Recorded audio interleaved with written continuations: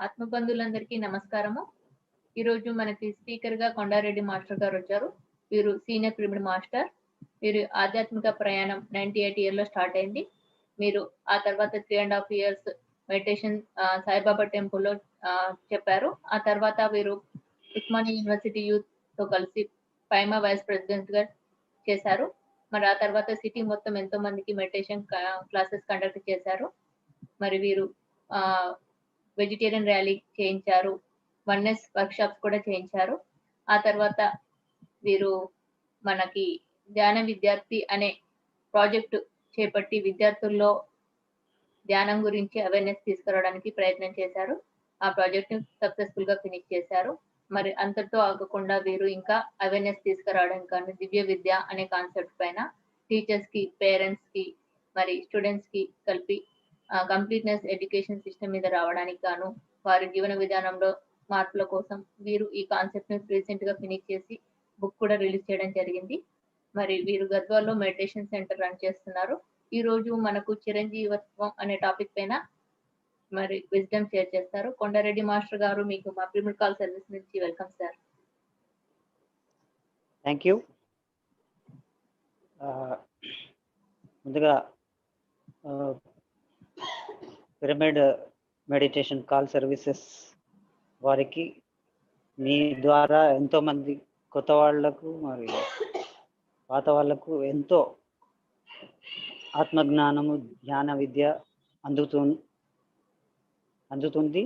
అందుకు గాను మీ కృషికి అందరికీ మీ టీంకి కంగ్రాచ్యులేషన్స్ చెప్తున్నాను. మరియు ఎంతోమంది మాస్టర్స్ యొక్క జ్ఞానాన్ని పంచడానికి ఒక ప్లాట్ఫామ్ క్రియేట్ చేసినందుకు మీకు కృతజ్ఞతలు కూడా చెప్తున్నాను. తర్వాత మనందరికీ ఇంత ఆత్మజ్ఞానాన్ని బ్రహ్మజ్ఞానాన్ని పంచి మనల్ని ఇంతగా తీర్చిదిద్దిన ఇంత గొప్ప జ్ఞానులుగా తీర్చిదిద్దిన మనందరి గురువు శ్రీ సుభాష్ పత్రి సార్కి మరి కృతజ్ఞతలు మరి శతకోటి వందనాలు తెలియజేస్తూ ఈరోజు మన టాపిక్లోకి వెళ్దాం. ఈరోజు టాపిక్ చిరంజీవత్వం. చిరంజీవత్వం అంటే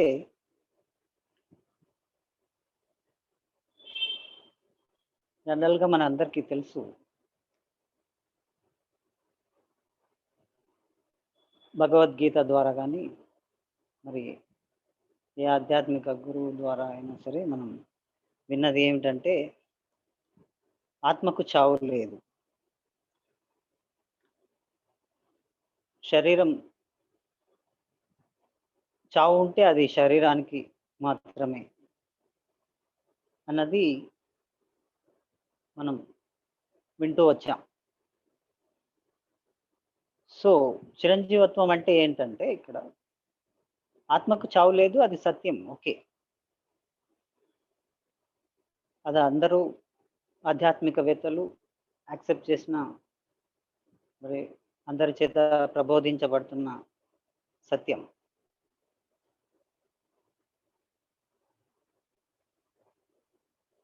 అయితే చిరంజీవత్వం అన్నది మనం ఆత్మకు చావు లేదు అన్న దాని గురించి చెప్పట్లేదు. చిరంజీవత్వం అంటే ఆత్మకే కాదు, ఈ శరీరానికి కూడా మనం చావకుండా ఈ శరీరాన్ని ఎంతకాలమైనా ఉంచుకోవచ్చు అన్నది కాన్సెప్ట్. ఎన్ని వేల సంవత్సరాలైనా, ఇంకా చెప్పాలంటే ఈ భూమి ఉన్నంత వరకు ఈ శరీరంని నిలుపుకోవచ్చు, ఈ శరీరం ఉంటుంది. అందుకే అలా సత్యం ఏంటంటే ఒకానొక ఆధ్యాత్మిక శాస్త్రవేత్త మరి తను స్వయంగా చిరంజీవత్వాన్ని సాధించి జీవించి చెప్పిన అందరికీ, ప్రపంచానికి ఒక ఆస్ట్రాలజర్గా తెలిసిన ఆమె పేరు లిండా గుడ్మన్. ఆమె మొన్నటి దాకా సశరీరంగా ఉండి ప్రపంచానికి ఒక ఆస్ట్రాలజర్గా, జ్యోతిష్కురాలుగా తెలుసు. ఆ లిండా గుడ్మెన్ మరి స్టార్ సైన్స్ అనే పుస్తకంలో తను రాసిన ఫిజికల్ ఇమ్మోర్టాలిటీ అంటే ఈ చిరంజీవత్వం గురించి మరి వివరించింది. ఆమె కూడా స్వయంగా 300 సంవత్సరాలు, సుమారు 300 సంవత్సరాలు ఆమె జీవించింది. ప్రపంచానికి ఆమె వయసు 80 సంవత్సరాలుగానే తెలిసిన ఆమె మాటల్లో మరి మనకు తెలుస్తుంది ఆమె స్వయంగా 300 సంవత్సరాలు, సుమారు 300 సంవత్సరాలు జీవించారని.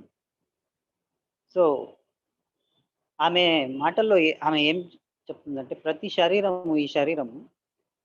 శరీరము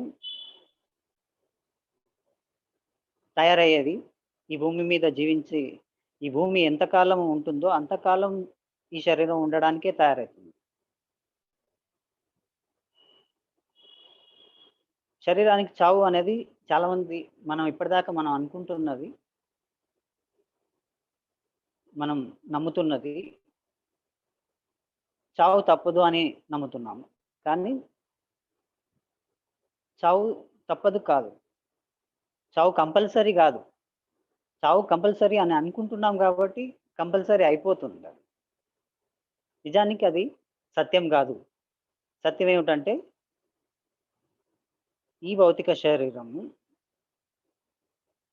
ఈ భూమిలో ఉన్న ఎలిమెంట్స్తోనే ఈ భౌతిక శరీరం తయారైంది. ఈ భూమి ఎంతవరకు ఈ భూమి ఎంతవరకు ఉంటుందో అంతవరకు ఈ శరీరం ఉండడానికే తయారవుతుంది. ప్రతి ఫిజికల్ బాడీ. కానీ మళ్ళీ మనం ఎందుకు అంత త్వరగా చచ్చిపోతున్నాం అంటే, మనం వేల సంవత్సరాలుగా చావును నమ్ముతూ వచ్చాం. పుట్టినవాడికి చావక తప్పదు అన్న నమ్మకాన్ని మనం వేల సంవత్సరాలుగా మన మైండ్లో, మన సబ్కాన్షియస్ మైండ్లో ఫీడ్ చేస్తూ వచ్చాం. దాన్ని నమ్ముతూ వచ్చాం కాబట్టి అదే మనకు వాస్తవం అవుతుంది. నిజానికి చావడం సహజం కాదు, చావడమే అసహజం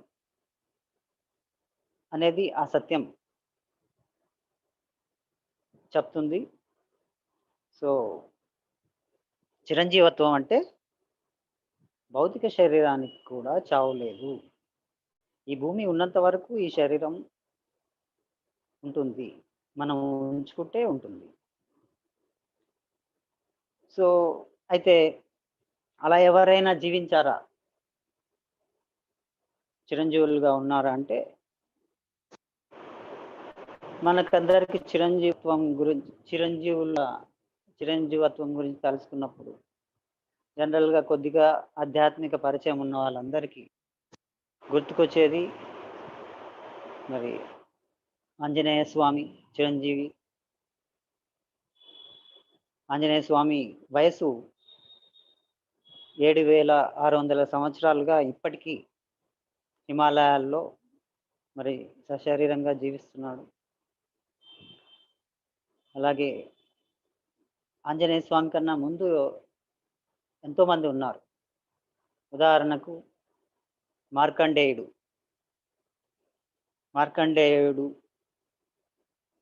మరి ఆయన కాలాన్ని ఆపేసి, తన వయసును ఆపేసి 16 ఏళ్ళ వయసులో ఆయన చావలసిన వాడు తన వయసుని 16 ఏళ్ళకే ఆపేసి ఇప్పటికీ 16 ఏళ్ళ వయసులోనే ఆయన చిరంజీవిగా ఉన్నాడు. మరి అలాగే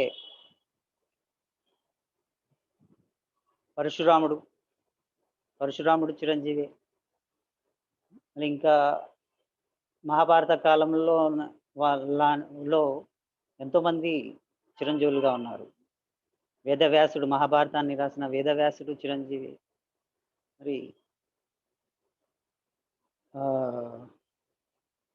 అశ్వత్థామ చిరంజీవి. మరి కృపాచార్యుడు చిరంజీవి. మరి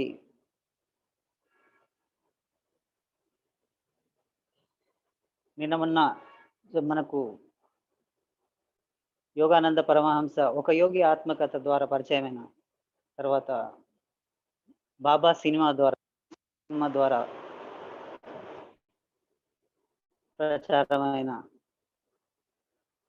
మహావతార్ బాబాజీ, చిరంజీవి, ఇలా చెప్పుకుంటూ పోతే చిరంజీవి.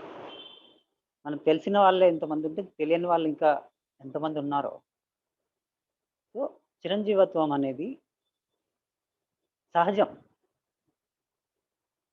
అది మనకు కాదు అని మనము కొన్ని వేల సంవత్సరాలుగా మనం ఆ నమ్మకాల్ని మనం మైండ్లో ఫీడ్ చేసుకున్నాం. కాబట్టి అది మనం యద్భావం తద్భవతి అన్న సూత్రం ప్రకారం, సృష్టి నియమం ప్రకారం మనం చావును నమ్ముతున్నాం కాబట్టి చావుకు దగ్గరవుతున్నాం, చచ్చిపోతున్నాం.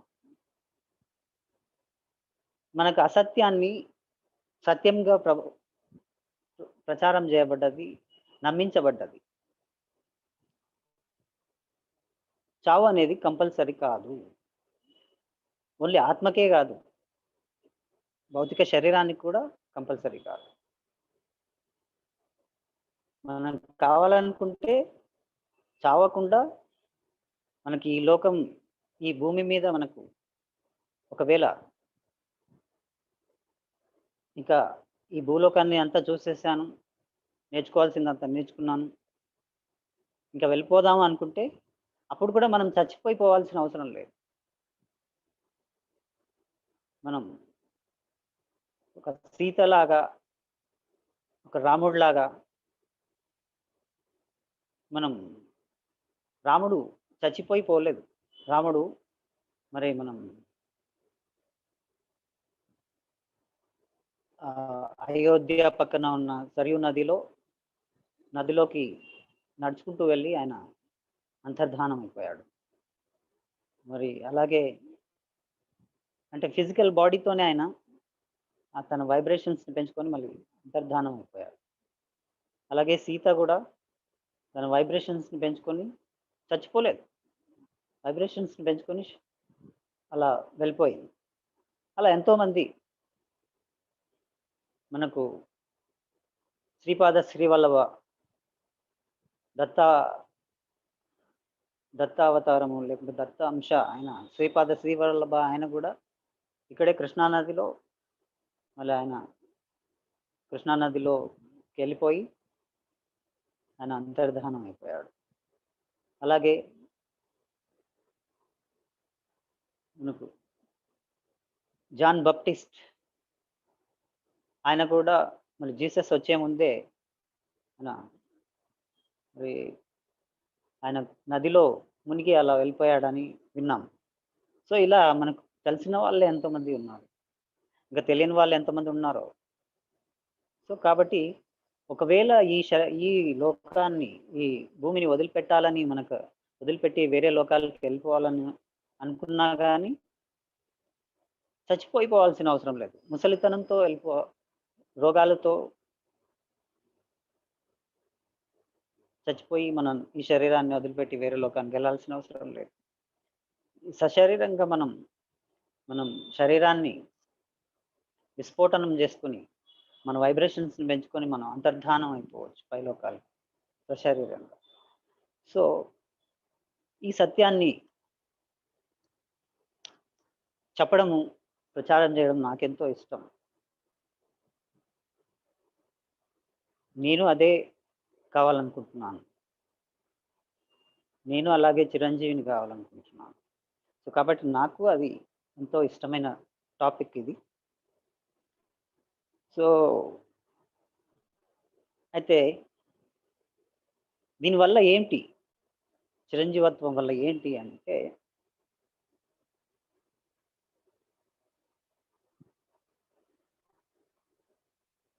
మనుషులు ఎందుకు ప్రచారం చేయాలి అనుకుంటున్నాను నేను అంటే, చిరంజీవత్వం సాధించడం వల్ల ఏమొస్తుంది అంటే ఈ భూమి మీద ఉన్న అరాచకత్వం, మరి స్వార్థం, అన్నీ పోయి గొప్పగా ఒక స్వర్గధామంగా ఈ భూమి మీద ఉన్న మనుషులందరూ మహనీయులుగా మాధవులుగా జీవించవచ్చు. చావు తప్పదు కాబట్టే అనుకుంటున్నారు, కాబట్టే స్వార్థం పెరిగింది. ఉన్న లిమిటెడ్ టైంలోనే అన్నీ సాధించేయాలి, అన్నీ కావాలి ఇప్పుడే అన్న కాన్సెప్ట్, అన్న దృక్పథంతో మళ్ళీ అన్నీ ఇప్పుడే సాధించాలి, అపరిమితంగా సాధించాలి అంటే టైం సరిపోదు, ఉన్న టైం సరిపోదు సక్రమంగా ధర్మబద్ధంగా సాధించాలంటే. కాబట్టి అన్ని సాధించాలని ఉంది, దానికి ధర్మబద్ధంగా సాధించాలంటే టైం పోదు. కాబట్టి ఏం చేస్తారు? అక్రమంగా సాధించాలి. అది అధర్మమైన సాధించాలి ఫాస్ట్గా, ఎందుకంటే టైం లేదు, అన్నీ ఇప్పుడే కావాలి.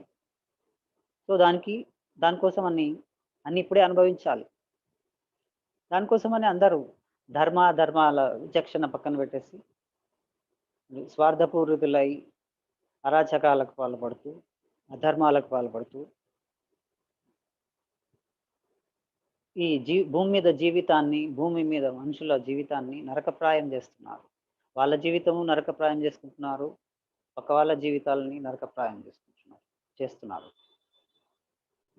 ఎప్పుడైతే ఈ శరీరానికి కూడా చావు లేదు, శాశ్వతమైనది, ఈ శరీరం కూడా శాశ్వతమైనది, ఆత్మయే కాదు అని ఎప్పుడైతే చిరంజీవత్వం గురించి మనకు తెలుస్తుందో ఆ స్వార్థం తగ్గిపోతుంది.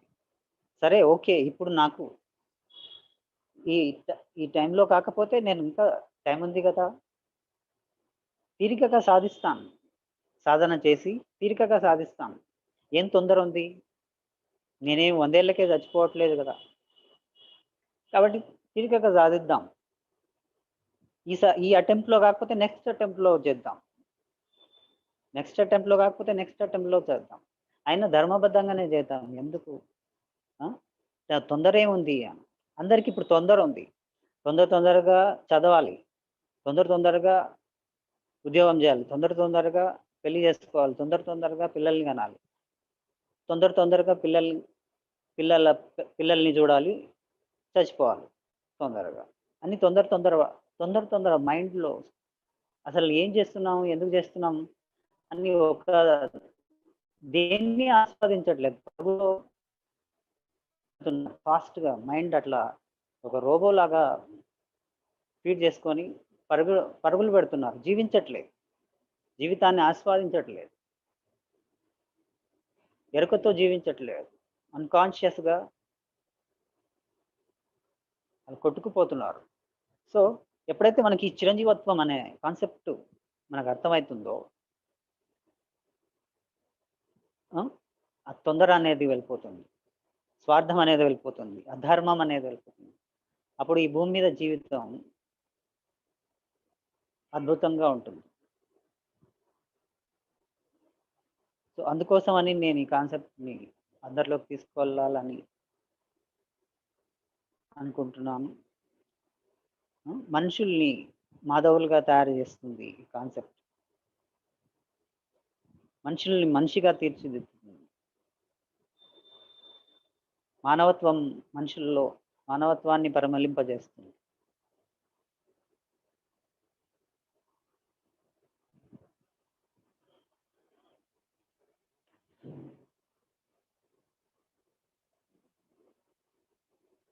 అదే మాంసం తినొద్దు, అధర్మం, అది హింస అధర్మం కదా, హింసించి నువ్వు రక్తపు కూడు తినాలా అంటే అందరు చెప్పే ఆన్సర్ ఏంటి? తిన్నా చేస్తాము, తినకున్నా చేస్తాము. మాంసం తినని వాళ్ళు ఏమైనా ఎప్పటికీ ఉంటున్నారా?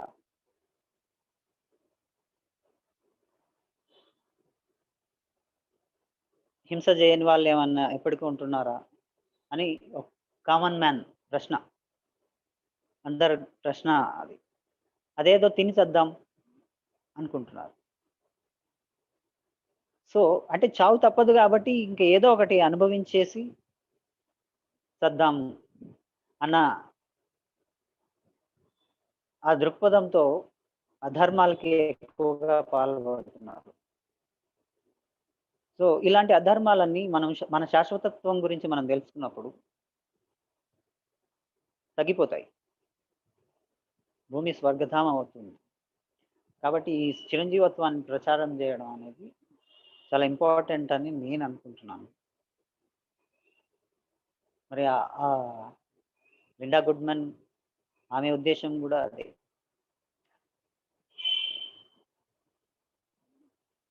సో ఆ చిరంజీవుల్లో ఒకానొక చిరంజీవి గురించి మనం ఈరోజు కొంచెం తెలుసుకుందాం. ఎలా ఆయన చిరంజీవి అయ్యాడు? మనకు ఆ పురాణం మార్కండేయ పురాణం ఊరికినే రాయబడలేదు. మరి అది ఎంతో మెసేజ్ని ఇవ్వాలని మరి వాళ్ళు రాశారు. మనుషులకు ఒక గొప్ప శాశ్వతత్వం గురించి మరి ఆ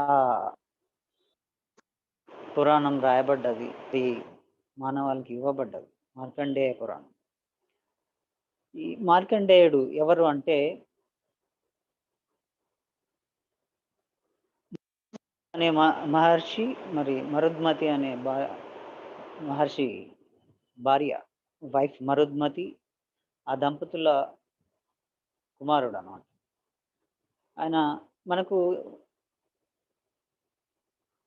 ఆ మృకుండు ఎలాంటి వాడు అంటే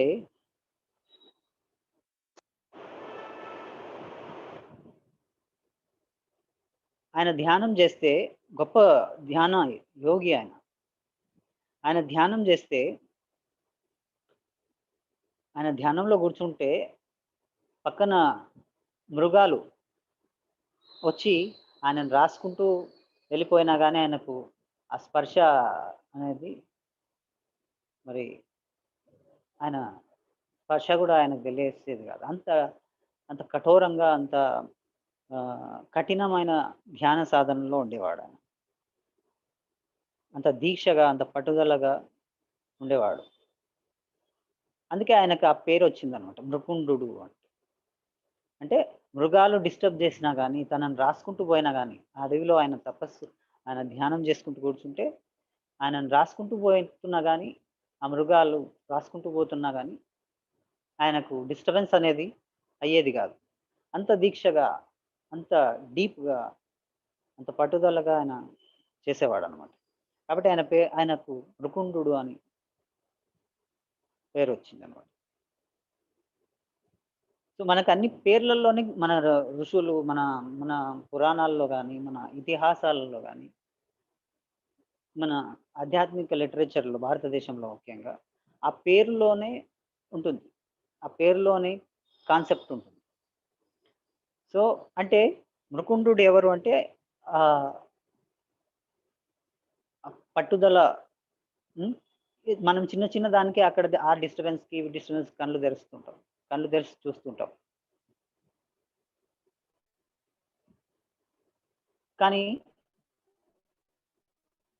మనకు పట్టుదల ఉంటే మనం చిన్న చిన్న వాటికే కళ్ళు తెరిచి, లేకుంటే ధ్యానంలోంచి లేసిపోతుంటాం. నీవు సాధించాలి అనుకుంటే, ఏదైనా సాధించాలనుకుంటే అలా మృకుండులాగా, అలా అంత కఠినమైన నిర్ణయంతో, దీక్షతో ధ్యానం చేయాలి. ఆయన ఏంటి అంటే కఠోరమైన దీక్షా ధ్యానానికి ఆయన ప్రతీక. మరుద్మతి అంటే ఎవరు అంటే చావు ఉంది ఇంత ఉన్న చావు మీద నమ్మకం ఉన్న ఆమె.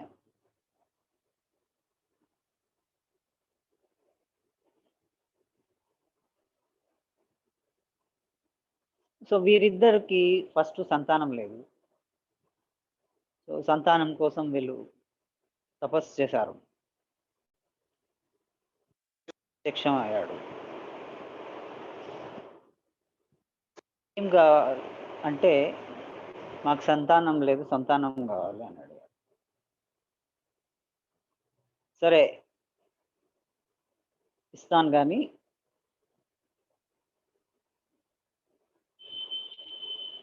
మూర్ఖుడైన చిరాయువు ఉన్న సంతానం కావాలా, లేకపోతే వివేకవంతుడైన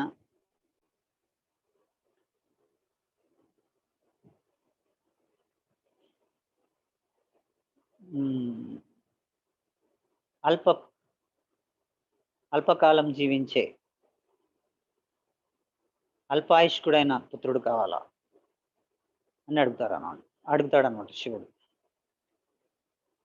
అప్పుడు వాళ్ళు ఆలోచించి, మూర్ఖుడు అధర్ముడు మనకు పుడితే వాడి వల్ల మన పేరే చెడిపోతుంది, కానీ మనకు సంతానం పొందడం వల్ల ఎందుకు పొందాలని ఒక తల్లిదండ్రులు అనుకుంటారో ఆ పర్పసే తీరదు కదా. కాబట్టి వివేకవంతుడైన అల్పాయుష్కుడైనా పర్వాలేదు అని వరం కోరుకుంటే, ఓకే సంతానాన్ని ఇచ్చాను పో అని చెప్పేస్తాడు. వాళ్ళకి మార్కండేయుడు పుడతాడు. ఆ మార్కండేయుడు చాలా చిన్నప్పటి నుంచే వివేకవంతుడు, జ్ఞాని, మంచి తపస్సు చేసేవాడు పెరిగాడు. మంచి ఆ తల్లిదండ్రులు కూడా తన వివేకాన్ని, బుద్ధిని, జ్ఞానాన్ని చూసి సంతోషం చెందుతున్నారు ఆ పిల్లాడి యాక్టివిటీస్ని చూసి. ఇప్పుడు ఇంకా పిల్లాడు పెద్దగా అయ్యే కొద్దీ తల్లిదండ్రులు ఇంకా 16 ఏళ్ళు వయసే అని అన్నాడు కాబట్టి శివుడు ఆయుష్ దగ్గర పడిపోతుంది అని వాళ్ళు బాధపడుతున్నారు. ఈ అబ్బాయి షార్ప్ కాబట్టి తల్లిదండ్రులు ఎందుకో బాధపడుతున్నారు ఇది గమనించి వాళ్ళని అడుగుతాడు, ఎందుకు మీరు సంతోషంగా లేరు? మీకు సంతోషం కలిగించడానికి నేనేమన్నా చేయగలనా? ఎందుకు మీరు బాధపడుతున్నారు అని అడిగినప్పుడు, ఎప్పటికైనా తెలియాల్సిందే కదా అని మరి ఆ విషయం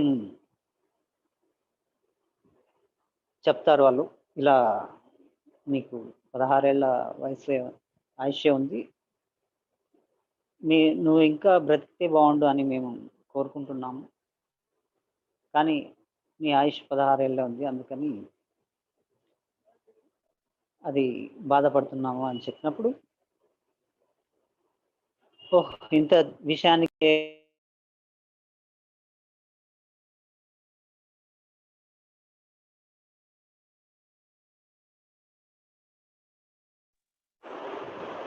సంతానం లేని మీకు సంతానాన్ని ఇచ్చిన శివుడు, అల్పాయుష్ ఇచ్చిన శివుడు దీర్ఘాయుష్ ఇవ్వలేడా? ఇంత దానికి మీరు చింతిస్తున్నారా? ఇంత దానికి బాధపడుతున్నారా? నేను మళ్ళీ అదే శివుణ్ణి మరి నేను తపస్సు చేసి ఆ శివుణ్ణి అడుగుతాను, మీకోసం నేను ఎక్కువ కాలం దీర్ఘాయుష్మంతుడిని అవుతాను, శివుణ్ణి నేను వరం కోరుకుంటాను అని ఆ పిల్లాడు వెళ్ళిపోయి కఠినమైన తపస్సు చేసి చేస్తుంటాడు. కఠినమైన తపస్సు చేస్తుంటాడు. 16 ఏళ్ళు వస్తున్నాయి, 16 ఏళ్ళు వయసు దాటుతుంది. అప్పుడు యముడు వచ్చాడు ప్రాణాలు తీసుకుపోవడానికి, 16 ఏళ్ళు అని. సో అప్పుడు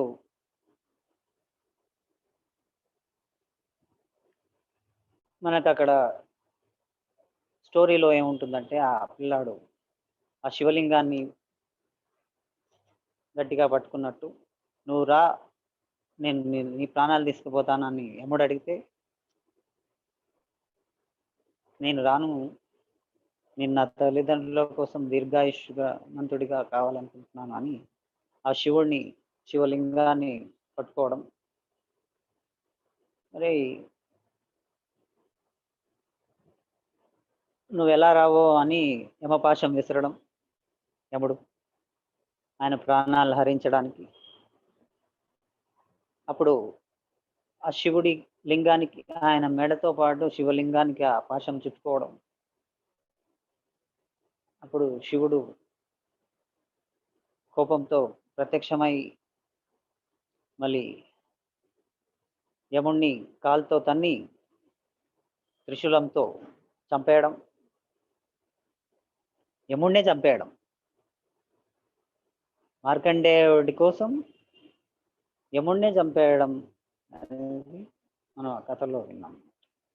మళ్ళీ ఆ తర్వాత ఈయనకు దీర్ఘాయుష్ ఇచ్చాను, మీరు గమనించలేదు, నేను అప్పుడే దీర్ఘాయుష్ ఇచ్చాను, మీరు గమనించలేదు, అప్పుడు నేను ఒకటంటే మీరు ఇంకోటి అర్థం చేసుకున్నాడు అని చెప్పడం. తర్వాత ఆయన ఏ వయసులో ఉన్నాడో ఆ వయసులోనే చిరంజీవిగా ఉంటాడని ఇదంతా ఆ వరంగా ఇవ్వడం, అదంతా జరిగింది. సో అంటే ఏమిటంటే, నువ్వు పుట్టినప్పుడు నువ్వు ఎంత ఆయుష్ అయినా తీసుకురావచ్చు. కానీ నీకు ఇక్కడ పుట్టిన తర్వాత ఆ పురాణం ద్వారా మనం ఏం నేర్చుకోవచ్చు అంటే, ఇక్కడ పుట్టినప్పుడు నువ్వు పుట్టకముందు ఎంత ఆయుష్ అయినా తీసుకుని వచ్చిండొచ్చు నువ్వు, కానీ పుట్టిన తర్వాత మళ్ళీ నీకు ఆ టైం సరిపోదు, నాకు ఇంకా టైం కావాలి, లేదు నేను ఈ భూమి ఉన్నంత వరకు ఉండాలి, చిరంజీవత్వం కావాలి నాకు అంటే కూడా నువ్వు సాధించవచ్చు. నీ తలరాతని నువ్వు మార్చుకోవచ్చు. అప్పుడు రాసుకొచ్చిన రాతను ఇప్పుడు మళ్ళీ మార్చుకోవచ్చు కావాలనుకుంటే. అయితే ఏం చేయాలి? శివుణ్ణి శరణు జొచ్చాలి. శివుడు ఎవరు? మహాకాలుడు. మహాకాలుని శరణు జొచ్చితే మరి నువ్వు మరణానికి అతీతంగా వెళ్ళొచ్చు, మరణాన్ని జయించవచ్చు, చిరంజీవత్వాన్ని పొందొచ్చు అనేది మనకు చెప్తుంది. అక్కడ ఏమిటి అంటే, శివుడు అంటే ధ్యానం. శివుణ్ణి శరణు జొచ్చడం అంటే ధ్యానాన్ని శరణు జొచ్చడం. ధ్యానాన్ని శరణు జొచ్చినప్పుడు మనము మహాకాళులం అవుతాం, కళాతీతులం అవుతాం. అక్కడ ఆ మార్కండేయుడు ఆ పట్టుకున్న ఆ లింగాన్ని కాలభైరవ లింగం అని అంటారు అన్నమాట. ఆ కాలభైరవుడు అంటే మళ్ళీ ఆ కాలానికి ఇన్ఛార్జ్. సో ధ్యానంలో మనము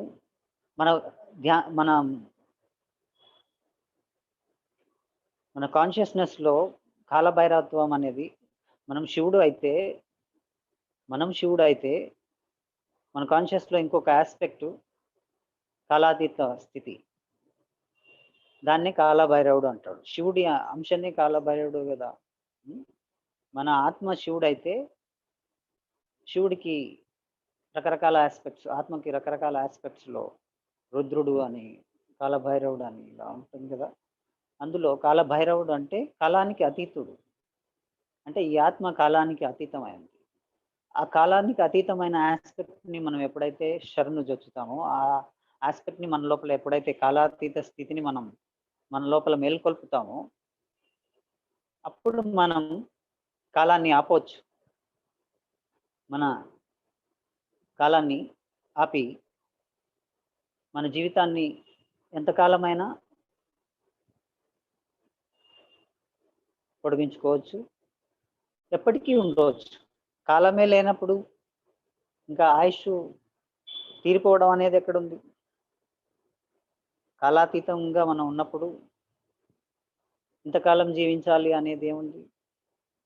సో కాలాతీతంలమైనప్పుడు ఫిజికల్ బాడీకి కూడా చావనేది లేదు అనేది మనకు పురాణం, మార్కండేయ పురాణం ద్వారా మనకు తెలుస్తుంది. సో ధ్యానంలో మనం కఠోరమైన ధ్యానం చేసినప్పుడు కాలాతీత స్థితి వస్తుంది. మైండ్ మనం ధ్యానంలో మైండ్ని తీసేస్తాము. ఈ మైండే టైం. నిజానికి కాలం అనేది లేదు. కాలం ఎక్కడ ఉంది అంటే మైండ్‌లోనే ఉంది. ధ్యానంలో మన మైండ్‌ని సీజ్ చేసేసినప్పుడు టైం కూడా సీజ్ అయిపోతుంది.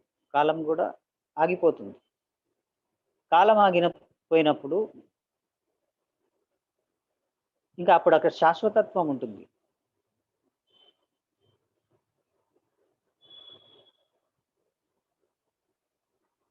అవినాశి తత్వం ఉంటుంది. సో ఆ కాన్సెప్ట్‌ని మరి ఇప్పుడు మనం ఏమి కొత్తగా చెప్పుకోవట్లేదు. ఇవన్నీ మనకు ఆల్రెడీ చెప్పి ఉన్నారు. మనం దానిలను ఊరికే కథలుగా విని మనం మర్చిపోయాము. ఈ కాన్సెప్ట్ ఎప్పుడో ఉంది. మనిషి తీసుకొచ్చిన ఆయుష్ వరకే జీవించాలా అని ఏం లేదు. ఆయుష్‌ని పెంచుకోవచ్చు. కంపల్సరీ చావాల్సిన అవసరం ఏం లేదు. చిరంజీవిగా ఉండొచ్చు అని ఎప్పుడో చెప్పబడింది. మన భగవద్గీతలో పుట్టిన వాడికి గిట్టక తప్పదు, గిట్టిన వాడికి పుట్టక తప్పదు అది పట్టుకున్నాం కానీ చిరంజీవత్వం అంతకుముందే పురాణాల్లో చెప్పబడిన చిరంజీవత్వం గురించి మనం మర్చిపోయాం. మనం పట్టించుకోవట్లేదు, దాన్ని నమ్మట్లేదు అసలు. సో ఇదేం కొత్త కాన్సెప్ట్ కాదు. అంత వివరంగా మన పురాణాల్లో చెప్పబడ్డాయి అవన్నీ. దాన్నే మళ్ళీ మనకు లిండా గుడ్మెన్ గారు కూడా మళ్ళీ చెప్పారు ఆ విషయాలన్నీ. సో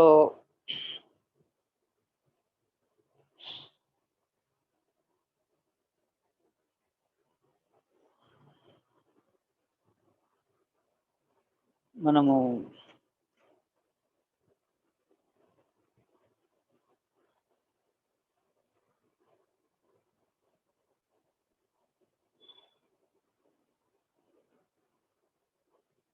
ఎలా మనకు ఈ పిరమిడ్ స్పిరిచువల్ సొసైటీ ద్వారా అయితే మనకు సమయం 1 అవరే ఉంది కాబట్టి మనం ఎన్నో విషయాలు చెప్పుకోవచ్చు, కానీ ఇక్కడ ఈ సమయాన్ని బట్టి కొన్నే చెప్పుకోగలుగుతాం కాబట్టి.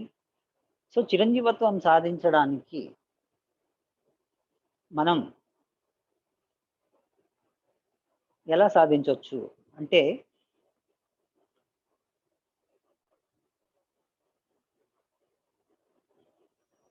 ప్రతిదానికి టెక్నాలజీ ఉన్నట్టే ఇప్పుడు మనం ఏదైనా వస్తువుని ఎక్కువ కాలం మన్నాలంటే దాన్ని కరెక్ట్ వేలో దాన్ని ఎలా ప్రిజర్వ్ చేయాలి, ఎలా వాడుకోవాలి, ఇవన్నీ తెలిస్తే ఆ వస్తువు యొక్క లైఫ్ స్పాన్ని మనం పొడిగించుకోవచ్చు. దాన్ని ఎక్కువ కాలం మన్నిక చేసుకోవచ్చు, ఎక్కువ కాలం యూజ్ చేసుకోవచ్చు. మనం సరైన విధంగా దాన్ని ఎలా వాడాలి, ఎలా మెయింటైన్ చేయాలి అన్న టెక్నాలజీ, ఆ జ్ఞానం మనకుంటే దాన్ని సరిగ్గా వాడుకుంటే, అలా మెయింటైన్ చేస్తే దాని యొక్క లైఫ్ స్పాన్ని మనం పెంచుకోవచ్చు, దాన్ని సరిగ్గా ఉపయోగించుకోవచ్చు కదా. అలాగే ఈ శరీరం యొక్క ఈ మెయింటెనెన్స్ ఎలా అని మనకు తెలిస్తే, ఇది ఎలా నడుస్తుంది, ఈ శరీరం యొక్క మెయింటెనెన్స్ ఏమిటి,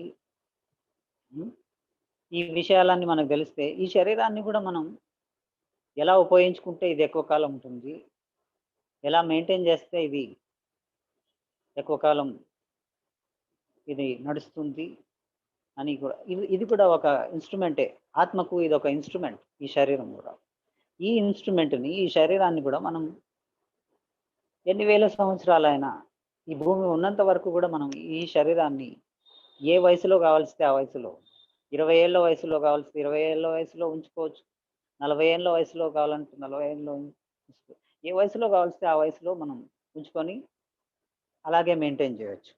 ఆ టెక్నాలజీ తెలిస్తే అది ఎలా మెయింటైన్ చేయాలి, దాన్ని ఎలా నడుపుకోవాలి, ఈ శరీరాన్ని ఎలా ఉపయోగించుకోవాలి, ఎలా మెయింటైన్ చేయాలి అనేది తెలిస్తే, ఆ జ్ఞానం మనకుంటే. సో దానికి ఒక చెప్తాను. మనకు ఆయుర్వేదంలో కూడా ఇది ఉంది. ఈ శరీరం మనం ఒక శరీరమే కాదు, మనకు అందరికి తెలుసు, మనం 7 శరీరాల సముదాయం. సో ఉమ్, ఇది అన్నమయ కోశం అంటారు ఈ శరీరాన్ని. దీనికి శక్తిని సరఫరా చేసే, శక్తిని ప్రసారం చేసే ఇంకొక శరీరం ప్రాణమయ కోశం అంటాం, ప్రాణమయ శరీరం అంటాం. దానిపైన మనోమయ కోశం, ఆస్ట్రల్ బాడీ అంటాం. దానిపైన కారణ శరీరం.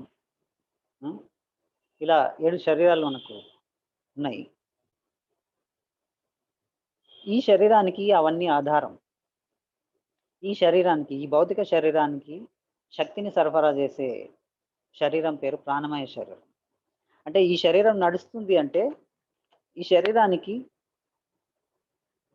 కావాల్సిన శక్తిని, ఈ శరీరం నడవడానికి కావాల్సిన శక్తినంతా ఎక్కడి నుంచి వస్తుంది? ఆ శక్తి అంతా అంటే ప్రాణమయ శరీరంలోంచి వస్తుంది. ఆ ప్రాణమయ శరీరం మనం పడుకున్నప్పుడు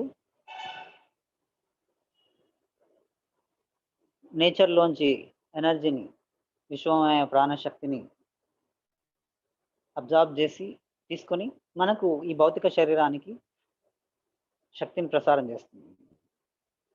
ఆ శక్తితోనే నిద్రలో వచ్చిన ఆ ప్రాణమయ విశ్వమయ ప్రాణశక్తితోనే మనం అన్ని పనులు చేసుకుంటాం. మనం అనుకుంటాం మనకంత శక్తికి మనం అన్నం తింటున్నాం కాబట్టి అన్నం ద్వారా వస్తుంది.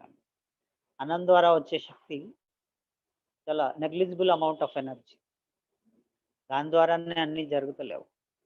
మన అన్ని యాక్టివిటీస్కి కావాల్సినంత శక్తి మన నిద్రలో వస్తుంది. ఆ విశ్వమయ ప్రాణశక్తి మనకు వస్తుంది. సో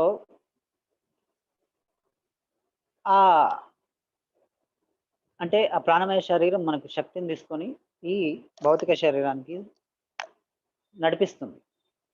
దాన్ని ఆయుర్వేదిక్లో చెప్పారు మనకు పంచ ప్రాణాలు అంటారు. మనం చచ్చిపోయినప్పుడు ఏమంటారు? ప్రాణాలు పోయాయి అంటారు. చచ్చిపోయినప్పుడు ఏమంటారు? ప్రాణాలు పోయాయి. ప్రాణం అంటే ఏమిటి? అంటే శక్తి. అది ఈ శరీరాన్ని నడిపించే శక్తిని ప్రాణం అంటారు. ఆ శక్తి పోయినప్పుడు అంటే ఈ ప్రాణమయ శరీరము ఈ భౌతిక శరీరంతో విడిపోయినప్పుడు ఇంకా అప్పుడు ఈ శరీరంకి శక్తి సరఫరా కాదు కాబట్టి ఇది పనిచేయకుండా అలా పడిపోతుంది. సో ప్రాణం అంటే మనం ప్రాణం పోయింది, చచ్చిపోయినప్పుడు మనిషి ప్రాణం పోయింది అంటారు. ప్రాణం పోయింది అంటే ఏంటి అంటే ఏం పోయింది? ఈ శరీరాన్ని నడిపించే ఆ శక్తి పోయింది అని అంటారు. సో దాన్ని అవి చేసే ఆ ప్రాణశక్తి చేసే రకరకాల ఫంక్షన్స్ని బట్టి, ఆ విధులను బట్టి ముఖ్యంగా 5 టైప్స్ అని డివైడ్ చేశారు. దాన్నే మనము పంచప్రాణాలు అంటాం. ఇప్పుడు ఎలాగైతే ఒకే ఎలక్ట్రికల్ ఎనర్జీ మళ్ళీ అప్పుడు బల్బ్లోకి పోయినప్పుడు దాన్ని లైట్ ఎనర్జీ అంటాం. అదే ఫ్యాన్లోకి వెళ్ళి అది పనిచేసినప్పుడు అది మెకానికల్ ఎనర్జీ అంటాం. అలా అంటే ఒకే ఎనర్జీ అది చేసే ఫంక్షన్ని బట్టి మనం రకరకాలుగా మనం క్లాసిఫై చేసుకుంటాము. అలాగే ఆ విశ్వమయ ప్రాణశక్తి చేసే ఈ శరీరంలో చేసే డిఫరెంట్ ఫంక్షన్స్కి చేసే ఫంక్షన్ని బట్టి పంచప్రాణాలుగా లేదా పంచవాయువులుగా అంటారు అన్నమాట. అదే మనం సినిమాలో డైలాగ్స్ కూడా వింటుంటాం, నువ్వు నా ప్రాణాలు అని. సో అంటే ఏమిటి? ఆ పంచప్రాణాలు ఏమిటి అంటే వాటి పేర్లు ప్రాణ, అపాన, సమాన, ఉదాన, వ్యాన. ఈ 5 ప్రాణాలు మన శరీరాన్ని నడిపిస్తూ ఉంటాయి. అందులో మొట్టమొదటిది ప్రాణ. ఈ ప్రాణ ఏం చేస్తుంది అంటే మన శరీరంలో జరిగే ఇన్వాలంటరీ ఫంక్షన్స్ అంతా అది చేస్తుంది. ఇన్వాలంటరీ ఫంక్షన్ అంటే మెయిన్ ఫస్ట్ శ్వాసని మనమేమి వాలంటీర్గా చేయట్లేదు. ఇప్పుడంటే ఈ చెయ్యి నేను ఊపుతున్నాను, ఇది వాలంటీర్గా నేను ఊపాలి అనుకుంటేనే ఊపుతాను. ఈ శ్వాస నేను తీసుకోవాలని అనుకొని తీసుకోవట్లేదు. అది నేను నిద్రపోతున్నా జరుగుతుంది, నేను మెలుకు ఉన్నా జరుగుతుంది, నేను దాన్ని గమనించినా జరుగుతుంది, గమనించకపోయినా జరుగుతుంది. సో ఇన్వాలంటరీ ఫంక్షన్ ఇది శ్వాస అనేది. ఈ శ్వాస తర్వాత ఆలోచనలు ఆలోచనలు రావడం, ఆలోచనలు చేయడం, ఆలోచన మరి తర్వాత డైజెషన్, హార్ట్ బీట్, ఇలా ఇన్వాలంటరీగా జరిగే ఫంక్షన్స్ ఏవి ఉన్నాయో అవన్నీ నేను మరి మనం మాట్లాడినప్పుడు కూడా ఆ ప్రాణశక్తి ఖర్చు అవుతుంది, ఆలోచించినప్పుడు కూడా ఆ ప్రాణశక్తి ఖర్చు అవుతుంది. వీటన్నింటినీ కావాల్సింది ప్రాణ అనే శక్తి దాని ద్వారా వస్తుంది. తర్వాత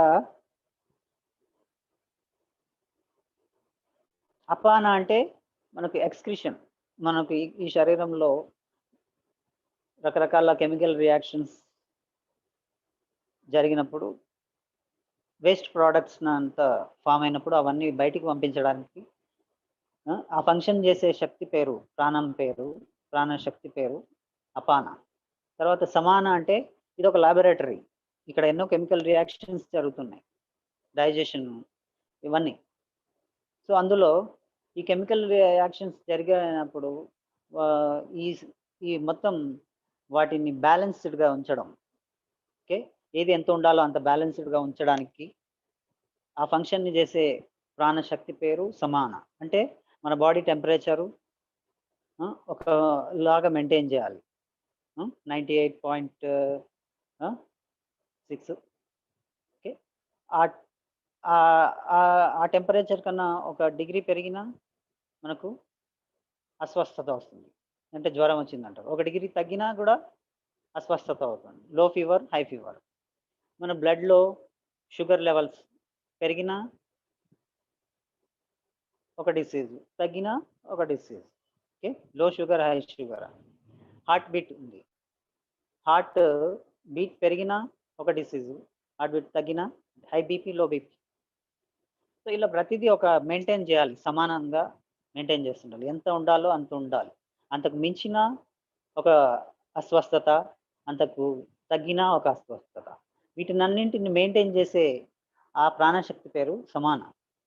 తర్వాత ఉదాన అంటే మన శరీరంలో ఎన్నో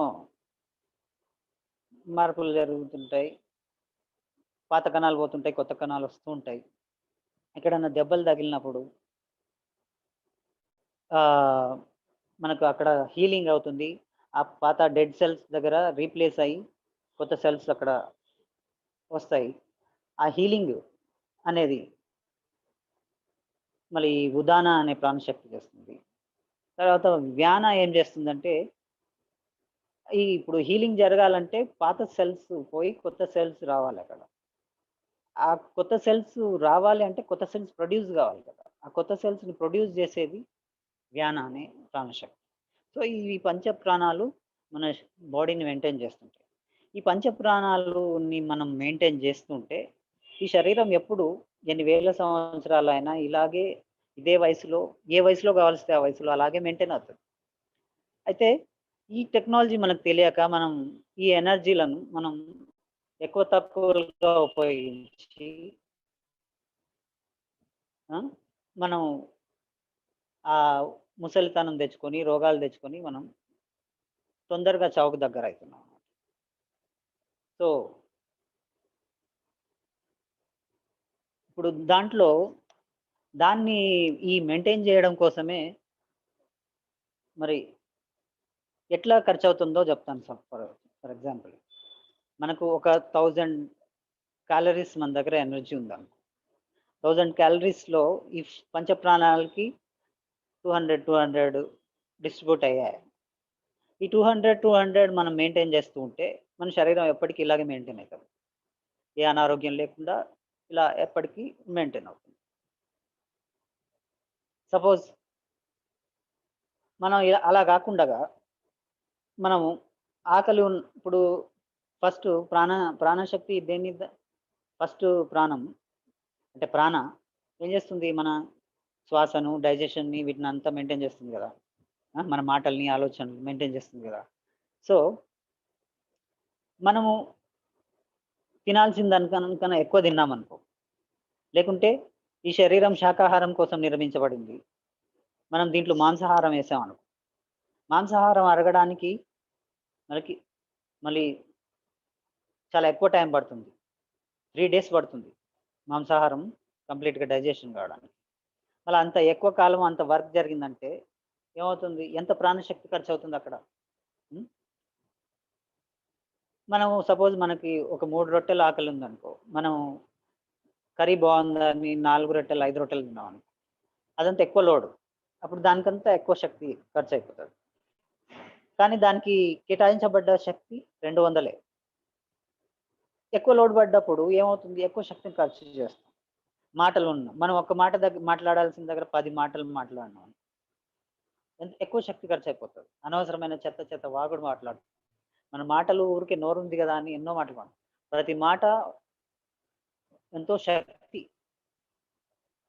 ఆ శక్తిని వేస్ట్ చేస్తుంటాం. మనం డబ్బులు అయితే చూసి ఖర్చు పెడతాం, కానీ మాటలు అయితే ఫ్రీగా వస్తున్నాయి అనుకొని మనం ఎంతో ఊరికే అలా పారబోస్తుంటాం. కానీ ప్రతి మాట డబ్బు ఎంత విలువనో అంతకన్నా ఎక్కువనే. డబ్బు సంపాదించినా నీ ఎనర్జీ నుంచే సంపాదిస్తాం. సో ప్రతి మాట ఎనర్జీ, ప్రతి చూపు ఎనర్జీ, ప్రతి ఆలోచన ఎనర్జీ. ఆలోచనలు ఊరికేనే చింతిస్తుంటే కూడా, ఆలోచించాల్సినంత కాకుండా మితిమీరి ఆలోచిస్తూ ఉంటే, చింతిస్తుంటే ఎంతో ఎనర్జీ వేస్ట్ అయిపోతుంటుంది, ఎంతో ఎనర్జీ ఖర్చు అయిపోతుంటుంది. మనం డబ్బునైతే వేస్ట్ చేయకుండా ఎలా ఖర్చు చూసి పొదుపు చేసుకుంటాం, కానీ మన శక్తిని మాత్రం, ప్రాణశక్తిని మాత్రం ఎంతో వేస్ట్ చేస్తుంటాం. మనకు తెలియదు ఇదంతా సైన్స్. సో ఈ మనం ఎక్కువ తిని, ఎక్కువ మాట్లాడి, ఎక్కువ ఆలోచించి ఇవన్నీ చేసినప్పుడు ఇప్పుడేమవుతుంది, దీనికి కేటాయించింది 200, కానీ నువ్వు అంతకు మించి చేసావు. అప్పుడు ఆ శక్తి ఎక్కడి నుంచి రావాలి? అప్పుడు ఏం చేస్తాం, మిగతా వాటికి కేటాయించిన శక్తి ఇక్కడికి వస్తుంది. అయితే మిగతా ఫంక్షన్స్కి కేటాయించిన శక్తి ఇక్కడికి వచ్చేస్తుంది, తీసుకుంటుంది, అప్పు తీసుకుంటుంది. అక్కడ ఫస్ట్ వ్యాన నుంచి తీసుకుంటుంది అనుకో. వ్యాన ఫంక్షన్ ఏంటి, న్యూ సెల్స్ని ప్రొడ్యూస్ చేయడం. అప్పుడు ఏమవుతుంది, నువ్వు వ్యాన నుంచి అప్పు తీసుకొని ఈ ఫంక్షన్స్ ఎక్కువ మాట్లాడడం, ఎక్కువ తినడం, ఇట్లాంటివి చేసినప్పుడు అక్కడ వ్యానకు కావాల్సిన శక్తి తగ్గిపోతుంది. 200 నుంచి 100 మిగిలింది అనుకో, అప్పుడు నంబర్ ఆఫ్ సెల్స్ ప్రొడ్యూస్ చేయడం తగ్గిపోతుంది. అక్కడ దానికి కూడా 200 కేటాయించినాము, కానీ అక్కడ దాంట్లోంచి దీనికి ట్రాన్స్ఫర్ చేయడం వల్ల అక్కడ ఎనర్జీ తక్కువైంది. అప్పుడు నంబర్ ఆఫ్ సెల్స్ ప్రొడ్యూస్ తక్కువైపోతాయి. అప్పుడు ఏం చేస్తుంది, ఆ నంబర్ ఆఫ్ సెల్స్ ప్రొడ్యూస్ తక్కువ కావడం వల్ల మన గ్యాప్స్ ఫిల్ అవ్వడం, మన శరీరంలో రీప్లేస్ చేయడం, నంబర్ ఆఫ్ సెల్స్ని రీప్లేస్ చేయడం తగ్గిపోతుంది. రీప్లేస్ చేయనప్పుడు ఏమవుతుంది, గ్యాప్స్ వస్తాయి, చర్మాలు ముడతపడడం, అంటే దాన్ని ముసలితనం అంటాం, అంటే వయసు మీద పడిపోతుంది. ఇంకా రానప్పుడు ఇంకా మనకి సమాన తగ్గినప్పుడు మనకు అస్వస్థత వస్తుంది, జ్వరం రావడం, ఈ షుగర్ రావడం, బీపీ రావడం, ఇవన్నీ మనకు సమానాలో నుంచి తీసుకున్నప్పుడు మనకు ఇవన్నీ వచ్చేస్తాయి. సో అన్నింటికి ఏమిటి కారణం అంటే అతిగా తినడం, అతిగా మాట్లాడడం, అతిగా ఆలోచించడం. అంటే మనకి ఈ టెక్నాలజీ అంతా తెలియనందువల్ల ఎన్నో అధర్మాలు చేసేస్తున్నాం. సో వీటి వల్ల ఎనర్జీ ఎక్కువ ఖర్చు అయిపోయి మనం ముసలితనానికి, రోగాలకి, మళ్ళీ చావుకు దగ్గర అయిపోతున్నాం. సో ఎప్పుడైతే ఇవన్నీ తగ్గించేసి మనం మెయింటైన్ చేస్తామో, సో పిరమిడ్ సొసైటీ చేస్తున్నది అదే. నీ మాట మీద ధ్యాస, ఎంత మాట్లాడాలో అంతే మాట్లాడు, ఎంత ఆలోచించాలో అంతే ఆలోచించు. ఇంకా నీ శక్తిని పెంచుకో. నీ శక్తిని పెంచుకోవడం వల్ల నీ ఆయుష్ పెరుగుతుంది, నీ జ్ఞానం పెరుగుతుంది అని చెప్తుంది. ధ్యానం చేయడం వల్ల మన శక్తి రెట్టింపు అవుతుంది, ఉన్న శక్తి డబుల్ అవుతుంది. మౌనంగా ఉండడం వల్ల, మితిగా మాట్లాడడం వల్ల మన శక్తి ఆదా అవుతుంది. మితిగా ఆలోచించడం వల్ల మన శక్తి ఎంతో ఆదా అవుతుంది. ఇదంతా శక్తిని కూడగట్టుకోవడం ఎనర్జీ యాంప్లిఫికేషన్ టెక్నిక్, మెడిటేషన్. మన ఎనర్జీ యాంప్లిఫై చేసుకుంటున్నాము, తక్కువ ఖర్చు పెడుతున్నాము. తక్కువ మాట్లాడడం వల్ల, తక్కువగా ఆలోచించడం వల్ల, తక్కువగా తినడం వల్ల. తక్కువ అంటే ఆకలి ఎంత ఉందో అంత తినడం, మితిమీరి తినకూడదు. సో ఇవన్నీ మనం మెయింటైన్, మనకి పిరమిడ్ సొసైటీలో మెయిన్ సూత్రాలు ఇవే కదా. మనకందరికీ పత్రిజీ చెప్పిన ముఖ్యమైన ఫస్ట్ ఏంటి, మాటను సరి చేస్తుంటాం. అతిగా మాట్లాడినవాడు, అనవసరంగా మాట్లాడినవాడు, మౌనాన్ని ప్రోత్సహిస్తుంటాం. మౌనం ద్వారా మన శక్తి ఆదా అవుతుంది. మరి ధ్యానం ద్వారా మన శక్తి, ఉన్న శక్తి రెట్టింపు అవుతుంది. అంటే ఒక పక్క మన శక్తిని ఆదా చేసుకుంటూ మౌనం ద్వారా, ఇంకో పక్క మనం మన శక్తిని డబుల్ చేసుకుంటుంటాం, రెట్టింపు చేసుకుంటుంటాం, యాంప్లిఫై చేసుకుంటుంటాం. తద్వారా మనం ఈ శరీరాన్ని, మన ఆయుష్ని ఎన్ని వేల సంవత్సరాలైనా పెంచుకోగలుగుతాం. ఈ శరీరాన్ని ఎన్ని వేల సంవత్సరాలైనా మెయింటైన్ చేయగలం. సో అది చిరంజీవత్వం గురించి. సో పిరమిడ్ సొసైటీ మళ్ళీ చిరంజీవత్వం వైపే నడిపిస్తుంది ప్రజలందరినీ. తద్వారా ప్రజల్లోని స్వార్థం, అధర్మం, అశాంతి తీసివేయబడుతుంది. ఈ భూమిని స్వర్గధామం చేయగలిగిన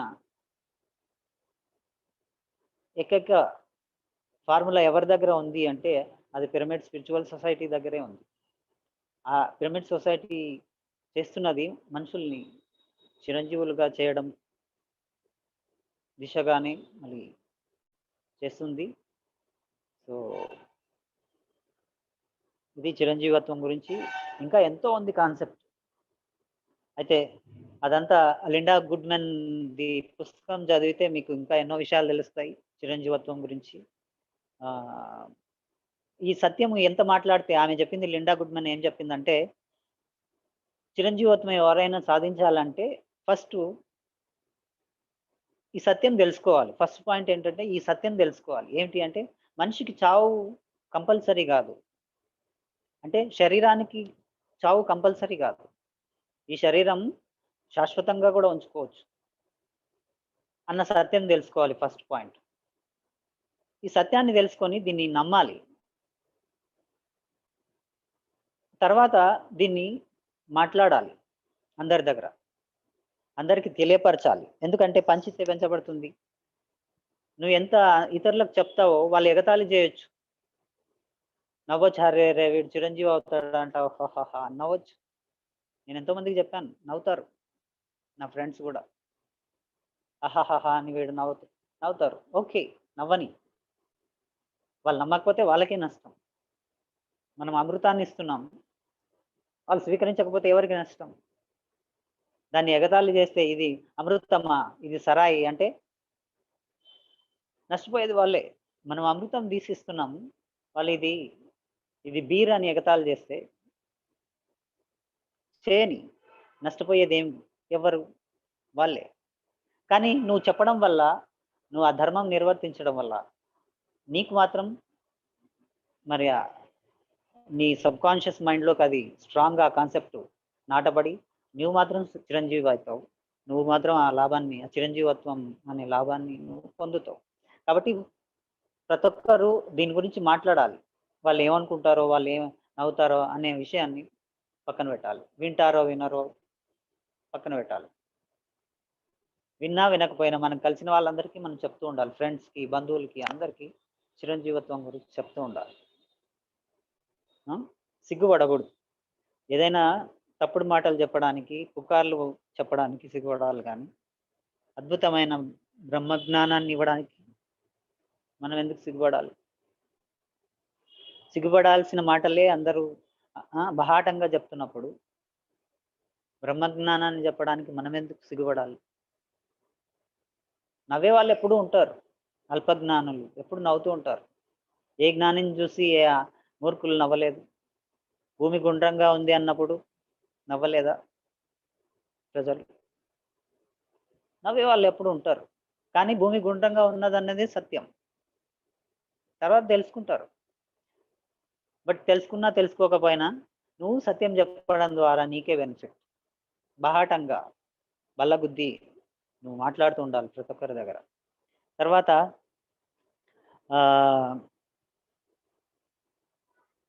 ఇంకొన్ని టెక్నిక్స్ చెప్పింది. కళ్ళు మూసుకొని మరి యాంటీ క్లాక్ వైజ్ మన కణాలన్నీ తిరిగి మనం ఏ వయసులో ఉండాలనుకుంటున్నామో మన శరీరంలోని కణాలంతా ఆ ఇలా యాంటీ క్లాక్ వైజ్ మన కణాలన్నీ పెరుగుతూ ఉన్నట్టు మరి మనం ఏ వయసులో ఉండాలనుకుంటున్నామో ఆ వయసులో మన శరీరంలోని ప్రతి కణము ఆ వయసులో ఉన్నట్టు మనం విజువలైజ్ చేస్తూ ఉండడం.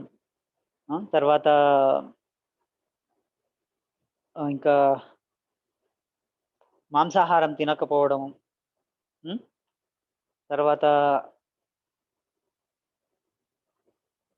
ఉపవాసం ఉండడము, ఎక్కువగా వారానికి ఒకసారైనా ఉపవాసం ఉండడము, తర్వాత ఫలాహారం తీసుకోవడము, అందులో ద్రాక్ష రసం తాగడం చాలా మంచిది. ద్రాక్ష రసం చక్కెర కలుపుకోకుండా ఆమె చెప్పిన పాయింట్లలో. తర్వాత అసహజమైన మన ఎనర్జీని షార్ట్ సర్క్యూట్ చేసే అసహజమైన లైంగికత్వం కలిగి ఉండకుండా ఉండడం. తర్వాత ఆల్కహాల్ మత్తు పదార్థాలు తీసుకోకుండా ఉండడం. తర్వాత మన శత్రువుల్ని కూడా మనం క్షమించగలుగుతూ ఉండాలి. క్షమించాలి మనం. శత్రువుల్ని కూడా క్షమించేసి వదిలేసేయాలి.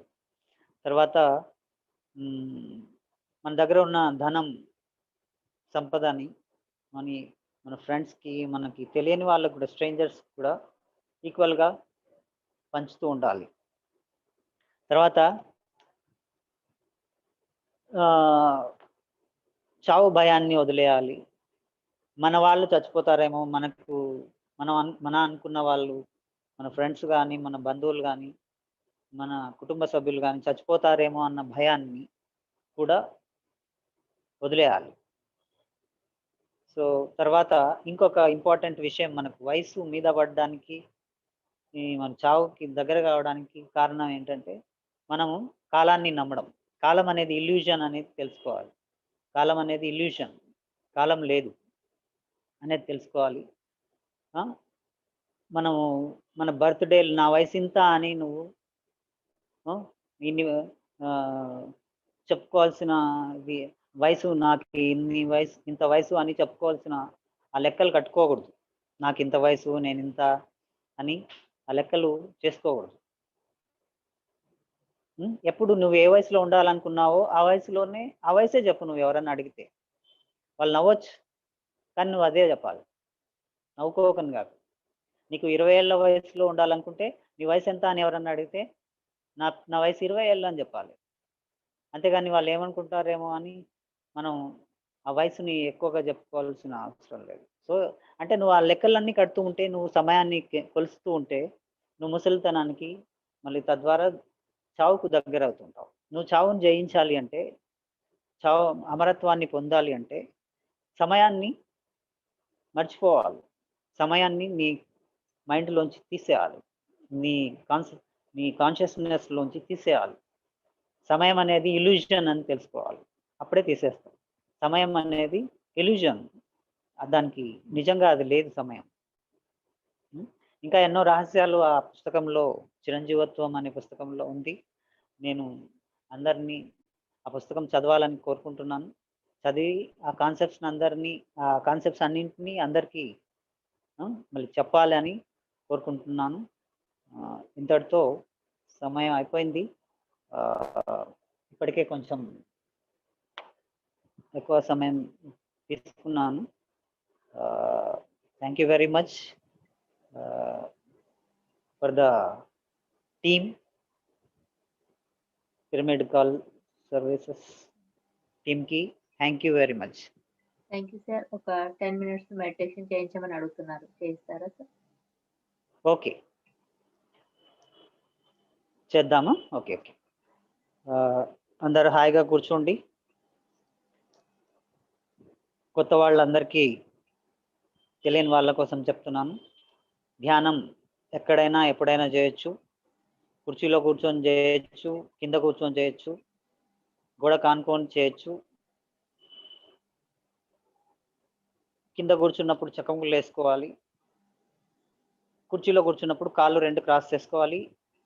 వేళ్ళల్లో వేలు పెట్టుకోవాలి. ఇలా అన్ని వేళ్ళల్లోకి వెళ్ళాలి. కళ్ళు మూసుకోవాలి. కళ్ళు ఎందుకు మూసుకోవాలి అంటే, compulsory 80% of our energy we spend through our eyes. సర్వేంద్రియానం నయనం ప్రధానం అని ఎందుకన్నారంటే మన కళ్ళ ద్వారా మనం 80% ఎనర్జీ మన కళ్ళ ద్వారా బయటికి వెళ్తుంది. సో మెడిటేషన్ అంటే ఎనర్జీ యాంప్లిఫికేషన్ టెక్నిక్ కాబట్టి మన ఎనర్జీని సేవ్ చేసుకోవాలి అంటే కళ్ళు మూసుకోవాలి కంపల్సరీ. కళ్ళు తెరిచి ధ్యానం అనేది అది రైట్ వే కాదు. So close your eyes, clasp your hands, now observe your breath. ఇప్పుడు కళ్ళు మూసుకొని చేతులు రెండు కలుపుకొని శ్వాస మీద ధ్యాస ఉంచాలి. సహజంగా జరుగుతున్న ఉచ్ఛ్వాస నిశ్వాసలను గమనిస్తూ ఉండాలి. శ్వాస ఎప్పుడు మనం గమనించినా గమనించకపోయినా 24 గంటలు జరుగుతుంది. ఇప్పుడు ఏం చేస్తున్నాం అంటే కళ్ళు మూసుకొని దాన్ని గమనిస్తున్నాం. అది ఫాస్ట్గా అన్నా ఉండని, స్లోగా అన్నా ఉండని, ఎలాగన్నా ఉండని, ఉన్నది ఉన్నట్టు గమనించాలి. శ్వాసను గమనించాలి. శ్వాస మీద ధ్యాస ఉంచాలి. ఏవైనా ఆలోచనలు వస్తే ఆలోచనను కట్ చేసి మళ్ళీ శ్వాస మీదకి తీసుకొస్తూ ఉండాలి. అంతే మనం చేయాల్సింది. మిగతాదంతా automatic. So just be with your breath. శ్వాస మీద ధ్యాస.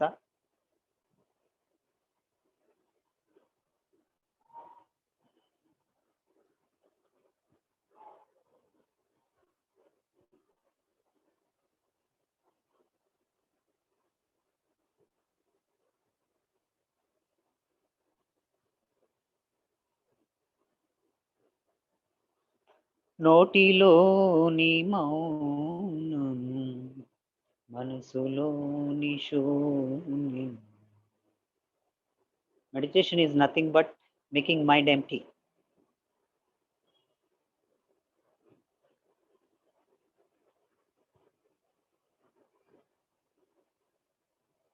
నోటిలోని మౌనం మనసులోని శూన్యం.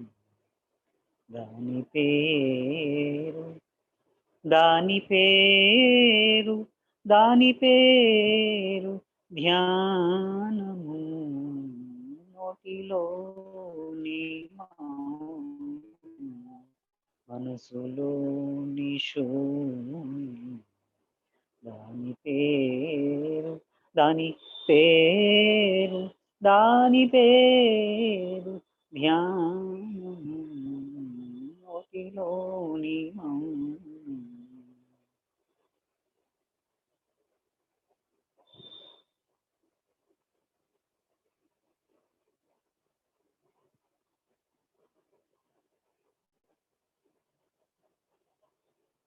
నైనం చిందంతి శస్త్రాన్ని నైనం దహతి పావకః న చైనం క్లేదయంత్యాపో న శోచయతి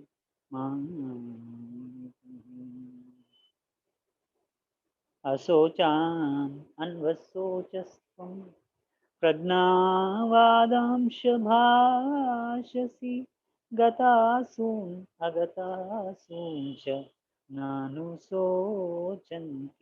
పండితః.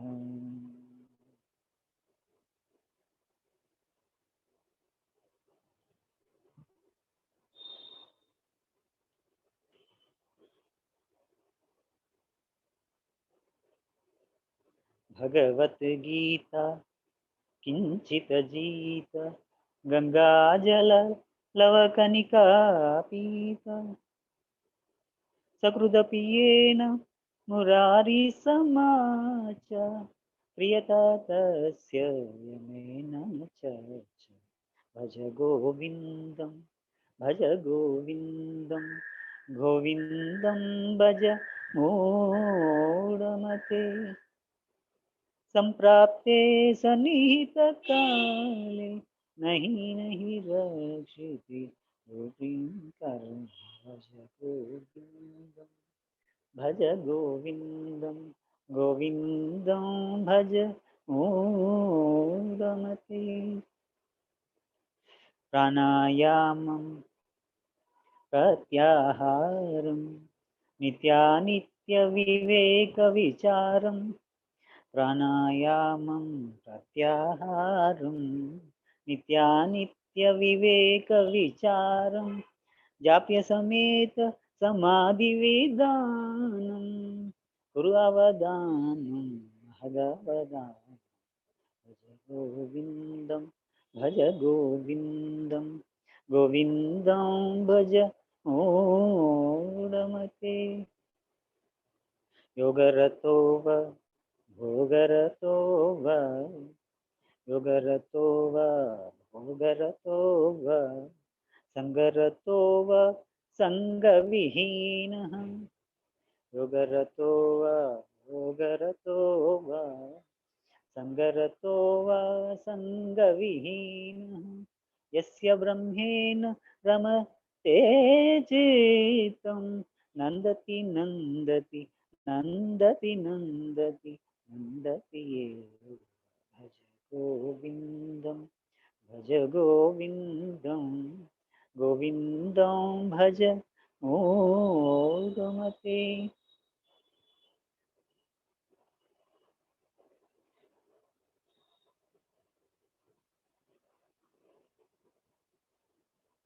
ఎచటి నుండి వచ్చు నెచటికి తాబోలు ఎచటి నుండి వచ్చు నెచటికి తాబోలు నిద్ర చంద మెరుగ నేర్చనేని నిద్ర చంద మెరుగ నేర్చనేని ఆత్మరాకపోకలు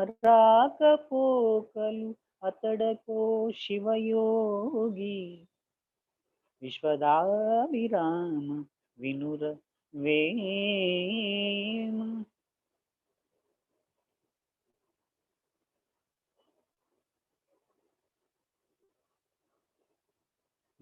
బ్రహ్మమనంగ వేరే పరదేశమున లేదు బ్రహ్మమనంగ తానే బట్టబయలు బ్రహ్మమనంగ వేరే పరదేశమున లేదు బ్రహ్మమనంగ తానే బట్టబయలు తను తానెరిగిన తానే పో బ్రహ్మంబు బ్రహ్మంబు విశ్వదాభిరామ విను వేమ మనసులోని ముక్తి మరి ఒక్క చోటను వెతకబోవాడు వెర్రివాడు మనసులోని ముక్తి మరి ఒక్క చోటను వెతకబోవాడు వెర్రివాడు గొర్రె సంక బెట్టి గొల్ల వెతకు రీతి విశ్వదాభిరామ వినుర వేమ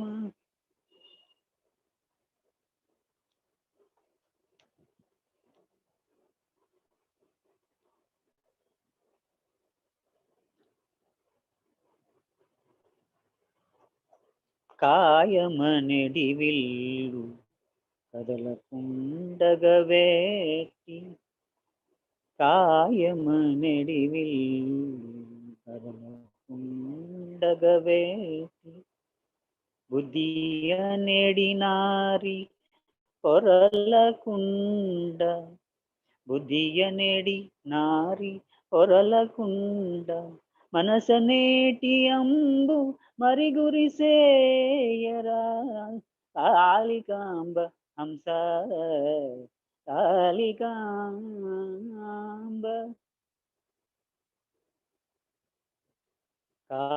కాళికాంబయనుట ఇలా వినోదంబు కాదు కాదు హంస కాళికాంబే కాదు కాదు హంస కాళికాంబే హంస కాళికాంబే ఆత్మకాళిక సుమా కాళికాంబ హంస కాళికాంబ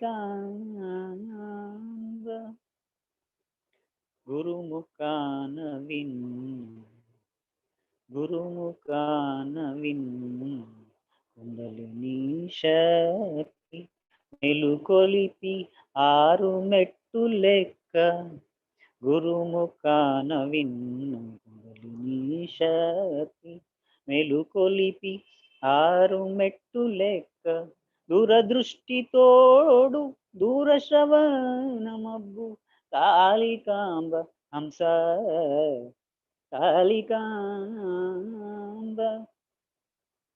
గాలి రీతి విశ్వ గులాలలో నుందువు గాలి రీతి విశ్వ గులాలలో నుందువు దివుల భూల తిరుగగలవు దివుల భూల తిరుగగలవు నీవు లేని చోటు నిక్కముగా లేదు నీవు లేని చోటు నిక్కముగా లేదు కాళికాంబ హంస కాళికాంబ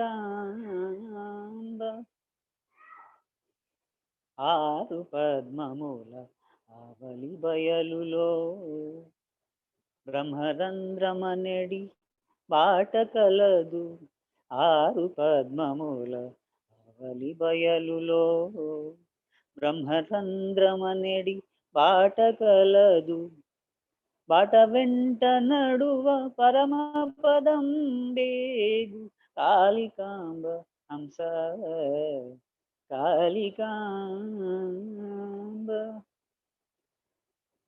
పక్షి జాతి వట్టి పరగహింసలబెట్టి కుక్షి నిండ కూరుటకును వండి తినడివాడు వసుధ చండాలుడు పక్షి జాతి వట్టి పరగహింసలబెట్టి కుక్షి నిండ కూరుటకును వండి తినడివాడు వసుధ చండాలుడు చండాలుడు విశ్వదాభిరామ వినుర వేమ శిలల జూచి నరులు శివుడని భావింత్రు శిలల జూచి నరులు శివుడని భావింత్రు శిలలు శిలలే గాని శివుడుగాడు తనదులోని శివుని తానేల తెలియడో తనదులోని శివుని తానేల తెలియడో విశ్వదాభిరామ వినుర Vema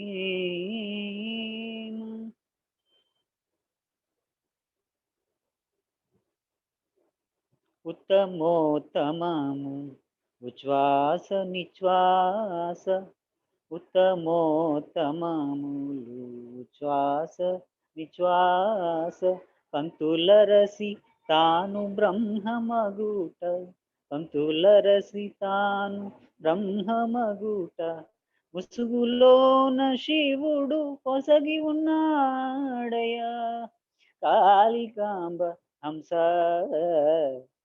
Kalikamba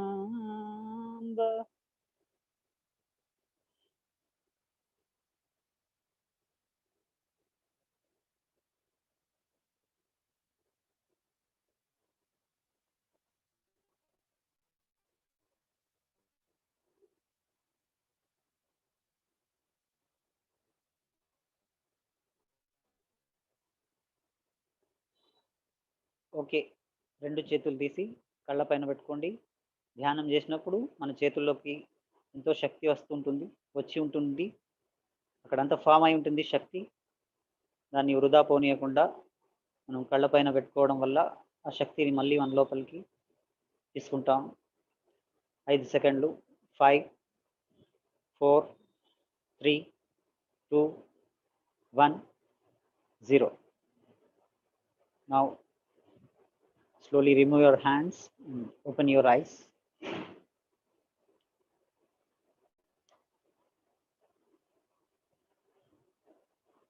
Thank you. Thank you sir. చాలా ఎక్సలెంట్ ఉంది సార్ మెడిటేషన్ అండ్ క్లాస్. చాలా ఇన్ఫర్మేషన్ ఇచ్చారు మీరు. చిరంజీవిత్వం అంటే మన కాలానికి అతీతంగా ఉండడం అని చాలా ఎక్సలెంట్ గా చెప్పారు సార్. అండ్ మీరు ఇచ్చిన టిప్స్ కూడా చాలా బాగున్నాయి. మీ క్లాస్ అందరికి నచ్చిందని మీకు థ్యాంక్స్ చెప్తున్నాను సార్. మా పిరమిడ్ కాల్ సర్వీసెస్ వాళ్ళు థ్యాంక్ యూ, మీరంతా శ్రద్ధగా విని. Thank you sir. Thank you so much. And ఇంకా ఏమైనా టిప్స్ ఉంటే చెప్పమని ఇద్దరు అడిగారు. మీరు ఇచ్చిన టిప్స్లలో బేసిక్ ఎలా స్టార్ట్ చేయాలని అడుగుతున్నారు.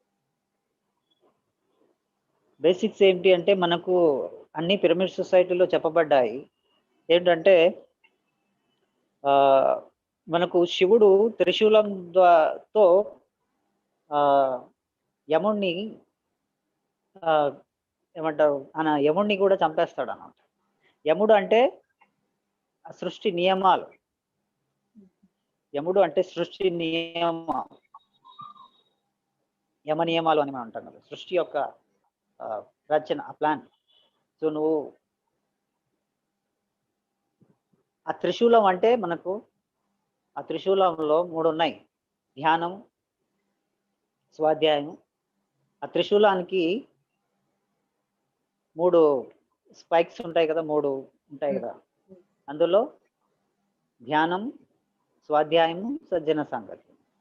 ఈ మూడింటి ద్వారా ఏమొస్తుంది? ధ్యానం ద్వారా స్వానుభవం జ్ఞానం వస్తుంది, సజ్జన సాంగత్యం ద్వారా, మళ్ళీ స్వాధ్యాయం ద్వారా మరి ఇతర మాస్టర్ల యొక్క జ్ఞానాన్ని మనం తీసుకుంటాం. ఈ జ్ఞానం ద్వారా నువ్వు ఎప్పుడైతే ఈ బ్రహ్మ జ్ఞానం సంపాదిస్తావో ఈ 3 మాధ్యమాల ద్వారా, నువ్వు అప్పుడు నీకు ఏది ఉందో నువ్వు దాన్ని నువ్వు పెట్టుకున్న రూల్స్ని కూడా నువ్వు దాన్ని బయట ఆ నియమాలకి అతీతంగా వచ్చి నువ్వు స్వతంత్రుడు అయిపోవచ్చు. నియమం ఏమిటి? అక్కడ నువ్వు ఇన్ని రోజులు బ్రతకాలి అనేది నియమం పెట్టుకున్నావు. కానీ నీకు ఎప్పుడైతే ఆ జ్ఞానం అదంతా వచ్చేసిందో ఆ నియమాన్ని దాటి నువ్వు కూడా వెళ్ళిపోవచ్చు అనేది. కాబట్టి ఫాస్ట్గా మనం అందరం ఆ జ్ఞానాన్ని, ఈ చిరంజీవత్వాన్ని సాధించాలంటే కూడా ఈ మన స్వానుభవంతో పాటు ఇతరుల మాస్టర్ల జ్ఞానాన్ని కూడా మనం స్వీకరిస్తుంటే ఫాస్ట్గా మనం ఎదుగుతాం. కాబట్టి అందరూ పిరమిడ్ స్పిరిచువల్ సొసైటీ ఎక్కువ పుస్తకాలని చదవమని ప్రోత్సహిస్తుంటుంది. పుస్తకాల వల్ల నిజంగా ఎంతో శివుడి మెసేజ్ కూడా ఏంటంటే అందరు పుస్తకాలు చదవాలి అని.